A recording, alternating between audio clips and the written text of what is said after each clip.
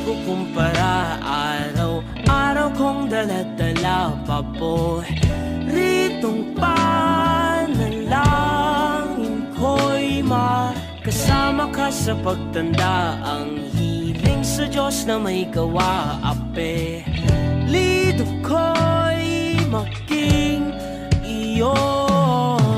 Naglakad ka ng dahan, pasilyo tungo sa'kin at